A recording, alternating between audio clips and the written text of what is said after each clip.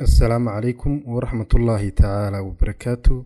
عشر كينان مانتا وحن كويغي دونا ومحاي أدوبة فوتوشوب محالو استعمالا إيا ديفلوب كريي. أدوبة فوتوشوب هو سوفتوير كاميدا سوفتوير هذا أي ديفلوب كريين كمبانيغا لو يقانو أدوبة oo develop gareeyay in ka badan 5 software oo isugu jira markaasi video editing iyo graphics kaasoo maanta caalamku si weyn u isticmaalaan software-rada uu soo saaro company-ga Adobe. Haddaba software-kan aan maanta course-keena ku qaadan doono ee graphic design-ka waxa guud ahaan loo kala isticmaalaa laba qaybood oo kala ah graphic design iyo video editing.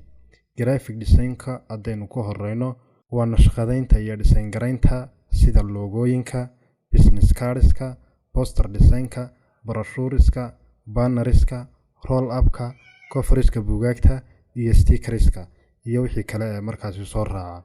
haddaynu ku xijino photography muxuu yahay photography-gu isaguna waa hagaajinta iyo qurxinta sida sawirrada kurarka ee baasaboorrada iyo shahaadooyinka loo isticmaalo iyo sawirrada sida xafladaha aroosyada meherada iyo xafladaha qalinjebinta iyo wixii la halmaala. haddaba course-keenan graphic design-ka ayaa naga khuseeya waxaan oo dhan waxaan doonaynaa inaan information buuxan ka qaadano Adobe Photoshop iyo sameeyay waxa loo isticmaalaa iyo ujeedooyinka faraha badan ee loo isticmaalo. ujeedada haddaba aynu maanta inagu rabno inaan ka isticmaalno ma aha photography ee waa graphic design. waxaan ku baran doonaa insha Allah sida loo design garaynayo designada ay ka midka yihiin logo, business cards, poster design iyo stickers oo kale.